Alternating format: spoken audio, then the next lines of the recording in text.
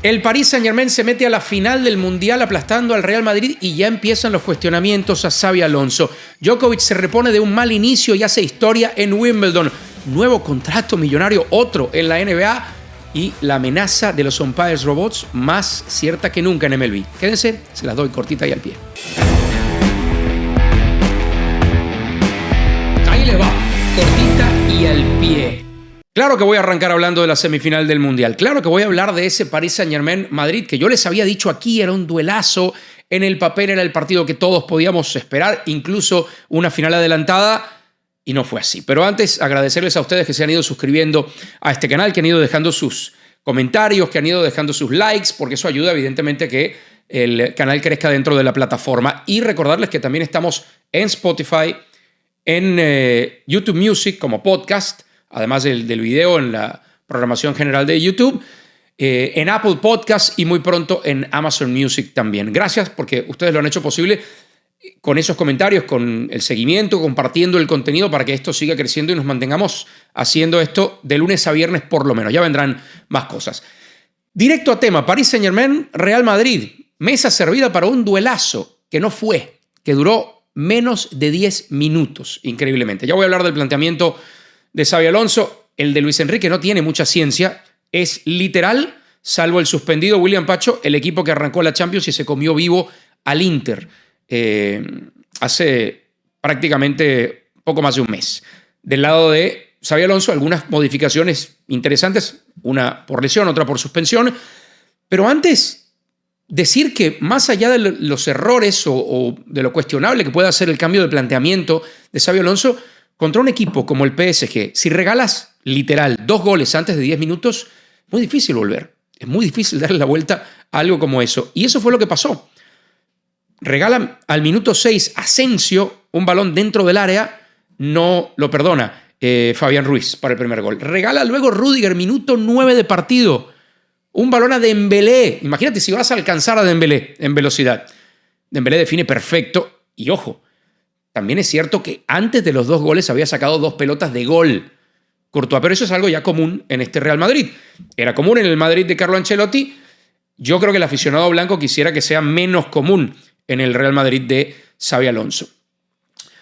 Se acabó en 10 minutos el partido. Luego llegó el otro tanto de Fabián Ruiz al minuto 24 y ya sobre el final Gonzalo Ramos con el Madrid desparramado, con el PSG ya habiendo sacado el pie del acelerador, consiguió el cuarto gol. Parecía, honestamente, en algún punto que se enfrentaban 2 equipos de divisiones diferentes. Y no estoy diciendo que esa vaya a ser la realidad del Real Madrid de aquí al resto del año, porque hay que tomar en cuenta las circunstancias. Un equipo viene embalado, el otro viene con nuevo técnico, incorporando jugadores nuevos, todavía con algunas lesiones. Así que no se lo tomen como un diagnóstico de lo que hoy o de lo que en todo el año van a hacer estos 2 equipos. Pero hoy por hoy sí parecía que se enfrentaban un equipo de primera división y un equipo de segunda división. Esa es la realidad. De nuevo, hay temas en el planteamiento de Xabi Alonso, pero si regalas 2 goles en 10 minutos a un equipo con la capacidad brutal que tiene ofensiva este PSG, muy difícil darle la vuelta y más con las condiciones en las que se jugaba este partido, las condiciones climáticas que aplican para los dos, pero si en 10 minutos tú tienes que ir a buscar el partido con 2 en contra, te aplican el doble. Planteamiento de Xabi Alonso. Del lado de Luis Enrique ya les decía, no estaba William Pacho, Beraldo, su sustituto, de resto el equipo que arrancó la final de la UEFA Champions League. Del lado del Madrid no estaba Dean Howson y no estaba Trent Alexander-Arnold, que se cayó en las últimas 24 horas antes del partido por un tema físico aparentemente. ¿Y qué hizo Xabi Alonso? Bueno, Xabi Alonso cambió el planteamiento que venía haciendo en los últimos 3 partidos de línea de 3 centrales y 2 carrileros, Fran García y Trent Alexander. El Madrid había gustado, a mí en lo particular me había gustado mucho con ese planteamiento, pero también ayer les dije en cortita del pie, esta era la prueba de verdad. El Dortmund lo complicó en los últimos minutos, ni Salzburg ni Pachuca, quizá un poco más el Al-Hilal, le fueron termómetro a este Real Madrid. ¿Qué hizo? Cambió otra vez, puso línea de 4, puso a Rüdiger con Asensio, que regresaba, vaya desperdicio de nueva oportunidad para él, y puso a Valverde de lateral derecho al no tener a Trent Alexander-Arnold. Yo vengo diciendo en toda la era Ancelotti que es increíble que el Madrid, y sé que está en eso, está buscando a Álvaro Carreras, ya volvió unos minutos Carvajal, está en eso y tiene que estar en eso. Tiene que ser prioridad que Valverde no sea más una solución más que de emergencia real en el lateral derecho. No solo porque no es un lateral derecho natural más allá de lo que cumple, sino por lo que pierdes al no tenerlo en la mitad de la cancha. Y en la mitad de la cancha puso a Tchouaméni, que lo venía usando como central, junto a Arda y junto a Bellingham. Y adelante también otra novedad rara, porque no sentó a Gonzalo para poner a Mbappé de titular. Primera titularidad de Mbappé, pero ¿qué hizo? Puso a Gonzalo jugando por la derecha, lo sacó del centro del área, puso a Mbappé en el medio, donde ha venido jugando desde que llegó al Madrid, y a Vinicius lo dejó por la izquierda. Y honestamente no le funcionó. Incluso antes de los 2 errores que regalan los goles, el Madrid no estaba funcionando y no funcionó en todo el partido. Partido que se acabó, les decía, ya oficialmente al minuto 60, cuando Luis Enrique sacó a Kvaratskhelia y sacó a Dembélé. Puso a Ramos, puso a Bárcolas, no es que sean muchos ninguno, pero ahí me parece que fue Luis Enrique el mensaje de, bueno, muchachos, ya fue, vamos a conservar energías, pensemos en la final contra el Chelsea. Y el Madrid hizo lo propio 5 minutos después, también sacando a algunos de sus futbolistas más relevantes. ¿Críticas a Xabi Alonso? No, las normales. Y yo insisto en el tema de que un equipo de fútbol y el trabajo de un entrenador no se puede juzgar por un mes, no se puede juzgar ni por 2 meses. Por eso todos los elogios a Xabi Alonso, que ya se ve un Madrid diferente, se nota que ya no está Ancelotti, ya va, calma, eran 4 partidos difíciles de tomar como termómetro. Y este tampoco es, ya les decía, el termómetro, debe ser el termómetro real del Madrid. Sí da puntos de aviso al Madrid, da los puntos de aviso de que contra un rival top como este, si no estás físicamente a tope y si no convences, algo que hizo muy bien Luis Enrique, a los de arriba, que sin balón también el partido se juega, vas a estar metido en grandes problemas. Así que ni el Madrid es mucho mejor con Xabi Alonso en un mes, ni tampoco esto es para que la preocupación y las alarmas se prendan para el inicio de la temporada. Yo creo que es un mensaje. Del lado del PSG, sigue siendo el favorito. Es una final contra el Chelsea, así que cualquier cosa puede pasar. Me perdonan el cliché, pero así es. El Chelsea también tiene individualidades fantásticas. Me parece mucho más trabajado y mejor este equipo del Paris Saint-Germain, con lo cual creo que es favorito. Por cierto, ya me metí, terminando el partido, se va a llenar seguro la final, no importa si no está el Madrid, porque para esos partidos generalmente la gente va igual. Las entradas disponibles, último anillo del MetLife, pegado de las lámparas, para ver con binoculares el campo, $320, $340. Pero para quien pueda pagárselo, valdrá la pena porque es la primera final de este nuevo formato del Mundial de Clubes que les aseguro va a continuar. No importa cuánto estén en contra muchos dirigentes del fútbol de clubes y de las ligas, la pegó del techo la FIFA y tendrá que ir regulando ciertas cosas como los tiempos de inicio de los partidos cuando se juegue en un clima como el de Estados Unidos y algunas compensaciones a los clubes por lo que va a significar la disrupción del calendario. Pero reflexión de esta semifinal, hoy el PSG está en un escalón arriba que el Real Madrid y Xabi Alonso tiene que poner una pausa en su luna de miel y empezar a trabajar cosas muy puntuales con este Madrid. Novak Djokovic está en la semifinal de Wimbledon, un partido de cuartos de final contra Flavio Cobolini, que le representó algunos problemas en el inicio, perdió el primer set en tiebreak 7-6, se vio superado en ese set, realmente levantó algo de preocupación, pero después se encarriló el partido y aunque tuvo un resbalón en uno de sus match points ya en el cuarto set y parecía que era una lesión seria en la zona de la ingle, se recuperó, jugó los siguientes puntos y cerró su pase a la final número 14 de Wimbledon en su carrera, rompiendo el empate que tenía en ese sentido con Roger Federer. Nunca alguien en la historia de este torneo se había metido 14 veces en semifinales. Si avanza, le va a tocar Jannik Sinner, que también resolvió bien su partido, aunque lo jugó con una protección en el brazo derecho, se había caído, se había golpeado el codo en su encuentro anterior. Si avanza, va a disputar su 8ª final consecutiva de Wimbledon. Ha perdido las últimas 2 contra Carlos Alcaraz, pero ha estado presente en esas últimas 7, Novak Djokovic. Y nos demuestra que sigue muy vigente. El jugador con más Grand Slams en la historia de este deporte y que tiene planes de agrandar esa leyenda, pero Por supuesto, para hacerlo va a tener que pasar primero por encima del número 1 del mundo, Jannik Sinner, y ya les voy a contar cómo está ese duelo histórico. Y si lo hiciera, enfrentarse a un Alcaraz que lo ha dominado en las últimas 2 finales y que tiene, además del tenis, la potencia física, la resistencia para ganarle un juego maratónico a Novak Djokovic, si es el caso. Les decía, la serie particular con Jannik Sinner la domina el italiano 5-4, pero no es solo que la domina 5-4, es que le ha ganado los últimos 4 duelos a Novak Djokovic. Pero, curiosamente, 2 de esas 4 victorias de Novak Djokovic frente a Jannik Sinner ocurrieron justamente en suelo de Wimbledon. Ahí en Wimbledon no le ha podido ganar el italiano. En 2022 y 2023 Djokovic le ganó esos 2 partidos, así que el precedente de ese lado es bueno para un Novak que, si gana, empataría también en títulos de Wimbledon en 8 a Roger Federer. Así que sería otra conquista histórica para un tenista que entiende, que sabe que está en la recta final de su carrera, que ya no compite contra Federer, contra Nadal y contra Murray. Esos 3 mosqueteros con los que se cruzó durante mucho tiempo están ya fuera del tenis. Murray incluso convertido en coach, pero compite con una generación que viene avasallante, encabezada por los 2 jugadores con los que va a tener que medirse si quiere ser campeón otra vez de Wimbledon, Novak Djokovic. Sinner primero en semifinales y una teórica final contra Carlos Alcaraz, esperando que Alcaraz se meta en esa final, que creo yo es lo más lógico de esperar. Semifinal número 52 de Grand Slams, y con eso igual a Chris Evert como el tenista o la tenista, este número aplica para los 2, con más semifinales en la historia de los Grand Slams. Sigue la leyenda de Novak Djokovic.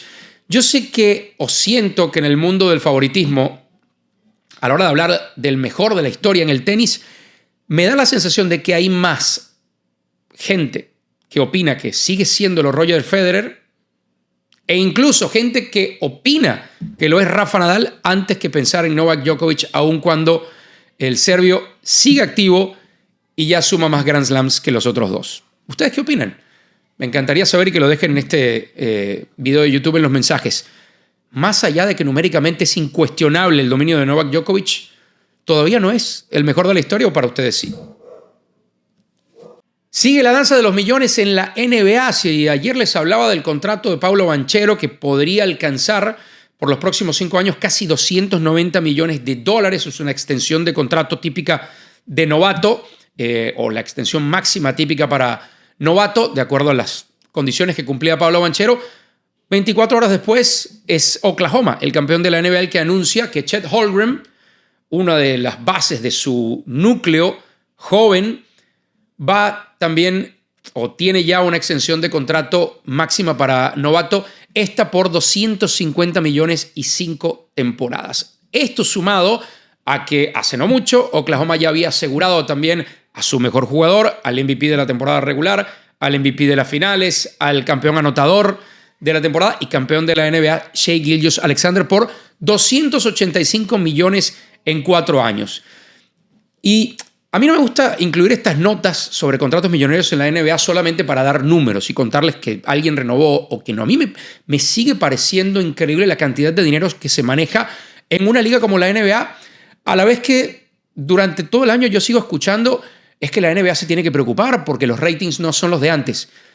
Algo acá se nos está escapando. Si la NBA se tiene que preocupar porque los ratings no son los de antes, pero a la vez la economía y lo que gastan los equipos para asegurar a sus figuras jóvenes, algunos de ellos ni siquiera probados realmente, algo no concuerda. Estamos hablando que va a hipotecar por los próximos 5 años Oklahoma prácticamente $600 millones en 2 de sus jugadores. Es cierto, son quizás 2 de los más importantes y ya vendrá la extensión de Jalen Williams también, pero les dejo como una reflexión con el tema del dinero en la NBA.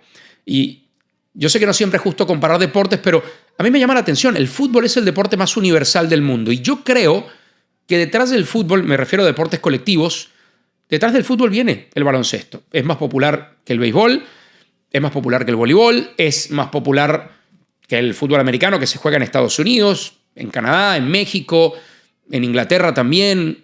No conozco que se juegue en todo el mundo, pero ciertamente está detrás de todos los demás. en cuanto a atención global. Vamos a tomar el fútbol nada más.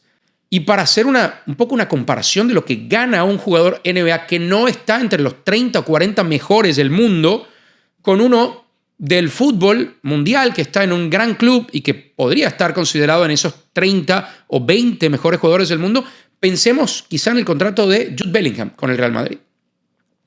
Bellingham, según los reportes, porque en el fútbol no son tan públicos los números, pero según los reportes alrededor del contrato más reciente de Jude Bellingham, gana, y estoy hablando solamente de sueldo, porque tampoco eso entra en la ecuación cuando hablo de los contratos de NBA.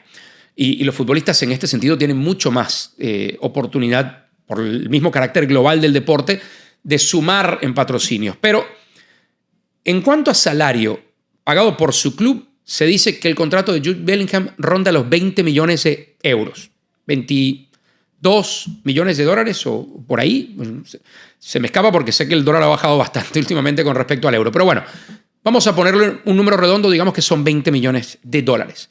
Estamos hablando de 20 millones de dólares de un jugador probado en uno de los mejores clubes del mundo, que ya conquistó cosas, que ya ganó cosas con el Madrid, Liga, Champions, y un jugador como Chet Holmgren que tiene 3 temporadas de experiencia en la NBA, 22 años o 23, una edad muy similar a la de Jude Bellingham, pero que no es uno de los mejores 30 o 40 jugadores de su liga.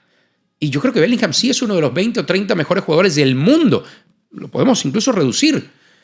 Más allá, Lamine Yamal. ¿Quién es el joven más notable en el mundo del fútbol o más atractivo a nivel de juego o con un techo más alto? Lamine Yamal. Lamine Yamal, su nuevo contrato, es verdad, Lamine tiene apenas 17, va a cumplir 18 muy pronto, ronda los 20, 22 millones de dólares y con incentivos, porque aquí sí entran mucho los incentivos, posibilidad de ganar un Balón de Oro, hay tantas cosas en el contrato que lo podrían elevar hasta 40 millones al año. Sigue estando corto con respecto al contrato de Chet Holmgren. Insisto, Chet Holmgren, eso es lo que a mí me llama la atención de la NBA, que cuando uno compara un jugador del promedio para arriba, digamos en el último tercio de la élite de la NBA sin estar en la real élite, ganan 5 o 7 o 8 veces más que los jugadores muy buenos en el fútbol. Y esto siendo el fútbol el deporte más global que existe y que mueve muchísimo, muchísimo dinero en todo el mundo. A mí me sigue sorprendiendo. Y cierro con béisbol porque los reportes indican que Grandes Ligas va a incluir el uso de las bolas y strikes automáticos, sus siglas en inglés ABS, o como muchos lo llaman los umpires robots, que no son realmente umpires robots, en el juego de las estrellas. ¿Y por qué me parece interesante este tema? Ya lo hablé en la pretemporada. Grandes Ligas, que desde el béisbol, MLB, que desde el 2019 viene probando esto en las ligas menores, desde 2022 está establecido, ya abrió la ventana usándolo en esta pretemporada en el béisbol de Grandes Ligas, con reviews mixtos, digamos, con gente que le gusta más, gente que le gusta menos. Hay bateadores a los que les gusta, hay catchers especialmente a los que no les gusta porque le quita un poco ese arte del mover la mascota y tratar de engañar al umpire. Pero esto es una realidad y viene. Yo les decía en pretemporada, después de esa prueba, estoy casi seguro que MLB lo va a incluir en la temporada regular a partir de la próxima campaña. Y ahí está el mensaje. Lo va a utilizar en el juego de las estrellas, donde es irrelevante o son irrelevantes las bolas y los strikes. No lo hace para que sea más justo el juego de estrellas. Lo hace para darle otra probadita a la gente en un juego que muchos aficionados del béisbol van a ver y decir, para el que no vio cómo funciona esto en la pretemporada, aquí está, mírenlo en el juego de estrellas y está muy bueno. Pitcher, catcher o bateador pueden retar una bola o un strike si consideran que no estuvo en lo correcto la sentencia del umpire y rápidamente, así como el ojo de águila en el tenis, está la respuesta. ¿Se equivocó o no se equivocó? Si pierde el reto, solo tiene 3 durante el juego y se le agrega un strike o una bola. Ahí está, para mí un éxito total, así como se criticaba el reloj para el picheo, ya dinamizado, ha cambiado el béisbol. Yo creo que esto va a ser un cambio para mejor una vez que se empiece a utilizar recurrentemente, pero evidentemente amenaza el trabajo de los umpires a largo plazo, porque los va a volver irrelevantes. Al menos el umpire en el plato, aunque MLB ha mantenido que va a tratar de dejar el factor humano en el juego. Vamos a ver cómo funciona el juego de las estrellas, pero a mí me parece que, uno, va a aumentar el tema de la ofensiva porque está comprobado que esa zona de strike de la máquina, de los radares que utiliza este sistema, es mucho más cerrada que la que suelen tener los umpires, que tienen más margen a complacer y ampliar esa zona.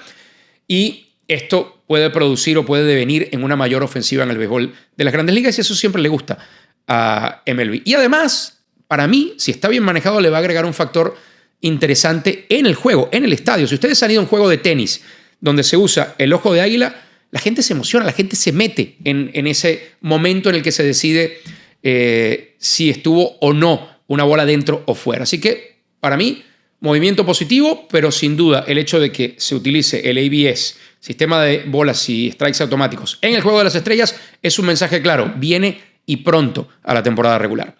Terminó Cortita y al Pie por hoy. Recuerden, de lunes a viernes, este contenido en YouTube, en Spotify y también en Apple Podcast, si lo quieren escuchar solamente en audio. Gracias a los que se han suscrito al canal. A los que no, bienvenidos a hacerlo, a dejar su comentario y compartan el contenido porque así es como seguimos creciendo y sigue creciendo Cortita y al Pie. Cortita y al Pie.